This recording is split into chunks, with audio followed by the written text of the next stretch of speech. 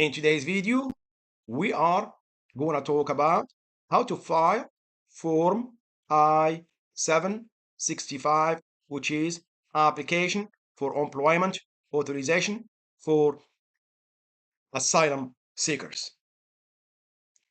If you are new to this channel, my name is Liman and I make videos for a family-based immigration to simplify the immigration process and give you a confidence to go through your immigration journey by yourself.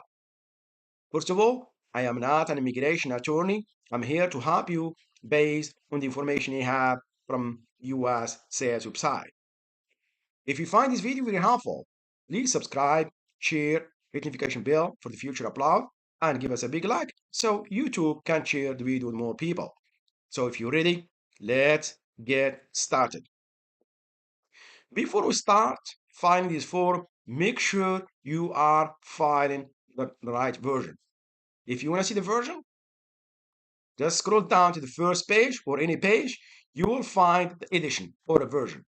You can see this one, Form I-765, edition 8/21/2025. This is the latest edition they have. We'll always file current edition. As you can see right here, I think I have it right here. That's edition right here. Edition date is 8/21/2025. You can find the edition date at the bottom of the page on the form and instruction. Make sure you file the current edition. Do not file the old version. Your application or your form will be rejected. So let's go back to our form and let's start filing it. This part right here, do not touch it. It's for USCIS use only. The bottom part, do not touch it as well, is for attorney or accredited representative if you have one. So for us, if you file this form by yourself, you're gonna start right here. Type or print in black ink.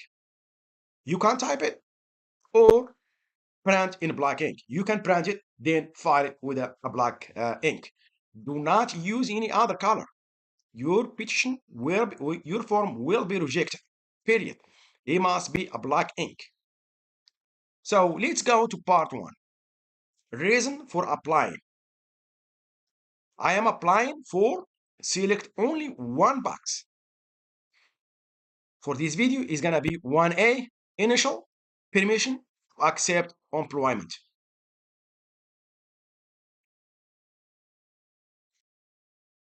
Now let's move on to part two.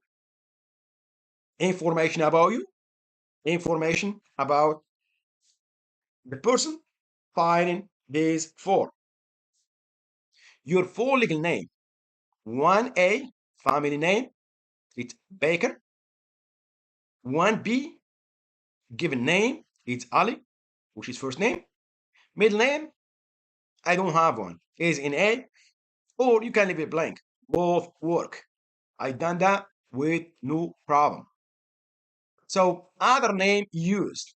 Provide all other names you have ever used, including aliases, middle name, and nicknames. If you need extra space to complete this section, use the space provided in part 6, additional information. Most people, what they do right here, basically they copy the same name they entered in part 2 right here. I done it both ways. I entered the same name right here, which is Baker, Ali, and no middle name. And it worked fine. And also there is occasion where I left this blank and it's fine. So it's up to you how you want to do it. So let's move on to the next section, which is your US mailing address. In care of name, a lot of people leave this one blank. You can leave it blank, or I put my name. In my case, I've done them in both cases and both work. But most of the time, I put my name right here, or the person who is applying for I-765.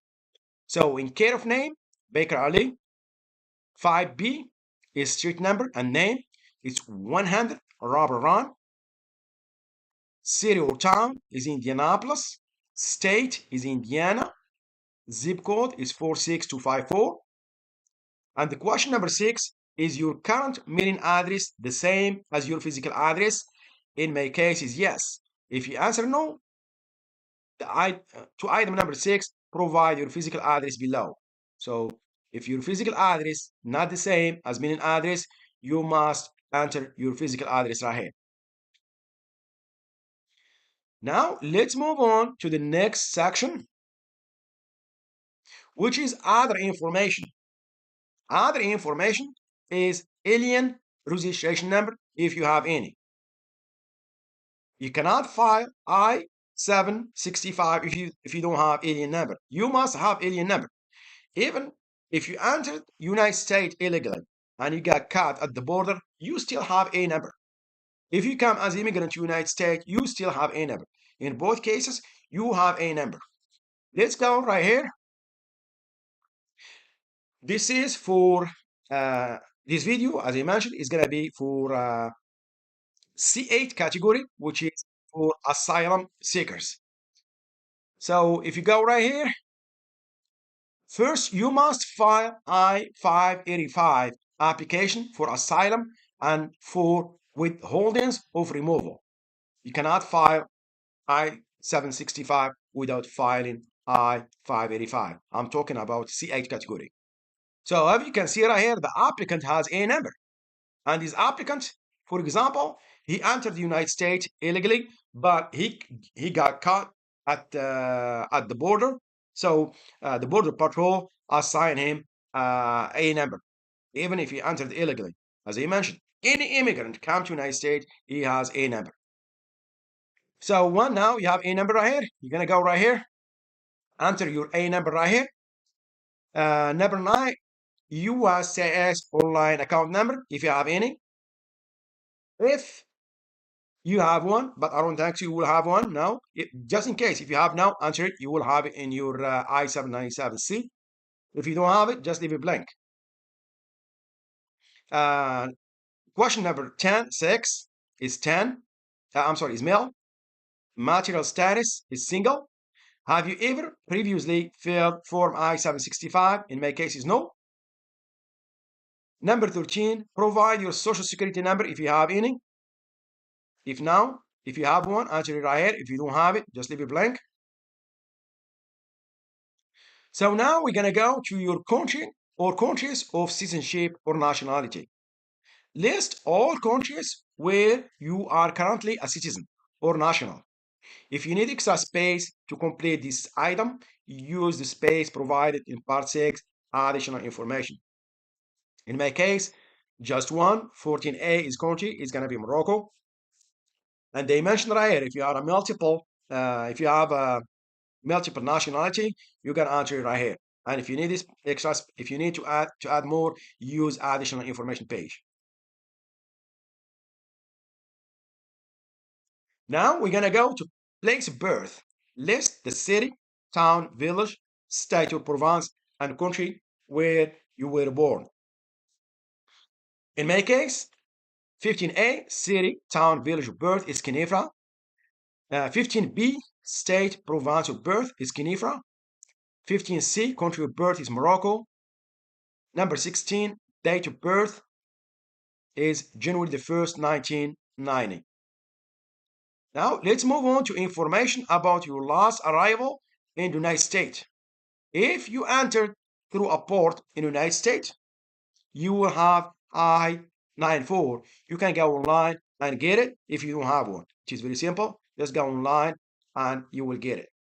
So form I-94 arrival departure record number, if any. This is a number. I'm sorry, this is the number. I-94 arrival departure record number.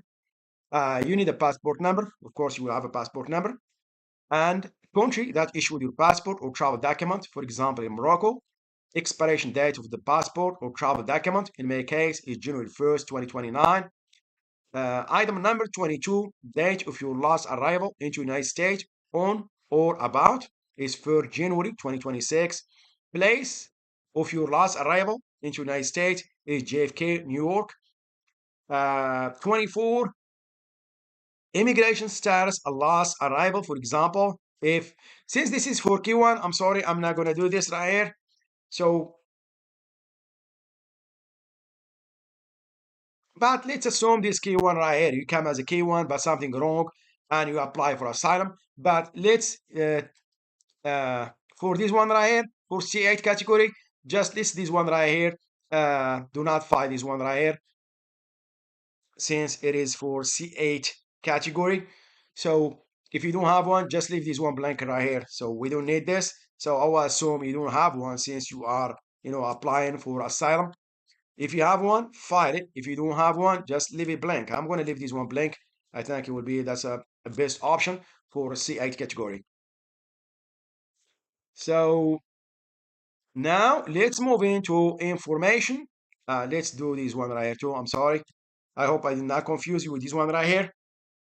So now let's go to information about your eligibility category. 27, eligibility category refer to whom may file Form I-765. So in my example is C8. As I mentioned, this is for asylum seeker. So now let's go to the next question, which is question number 30. If C8 eligibility category, if you need the eligibility category C8 and item 27, have you ever been arrested for or convicted of any crime? In my case is no. Now we're gonna go to the last part, which is part 3, applicant statement, contact information, certification and signature. So applicant statement, if you find this form by yourself, you must check 1A. I can read and understand English, and I have read and understand every question and instruction on this application and may answer to every question. If somebody helped you interpret this form, you must enter 1B as well and enter the you must enter the interpreter name right here, the person who helped you, and must file the form 4. If you use at my request, if you use this one right here, at my request, the prepare name in part 5, prepare the form for you. But for this case right here, you must have two. For example, if the prepare, if the prepare is the same as interpreter, you can have both right here. Or if you have just a prepare your form, you can add it right here and remove this one right here. So in this video, I'm gonna do very simple, just this one right here. I'm gonna do, I can read and understand English, and I have read and understand every question and instruction of this application, and may answer to every question. So we're gonna go to next part, which is applicants contact information. So item number 3, applicants daytime telephone number 317-111, and applicant's mobile phone number, same. Applicant email address, you can add one. It is very important to add one, even if they say there is any, at gmail.com. Select this box if you are Salvadorian or Guatemalan national eligible for benefit under the ABC settlement agreement. But in my case, I'm not, so I'm not gonna check that one. So right here, applicant certification. So the date, first I'm gonna use the date of signature. I'm gonna use today's date. It's 5 the 10th, 26. And this, they require 05 10 2026. Now, for a signature, I must first print it, then sign it. Do not initial it or put your full name. It must be signed with a black ink. I will repeat again. It must be signed with a black ink. For part 4, interpreter, contact information certification, we did not use one, and I showed you how to do that. If you want to use that one, you can use it. Just put the name of the interpreter and file the part 4. Same thing for part 5 for the prepare. If somebody prepared the form for you, you must enter the information in part 5. So this is the end of this video. I hope you like it. If you do, please subscribe, share, hit the notification bell. Thank you, and see you next video.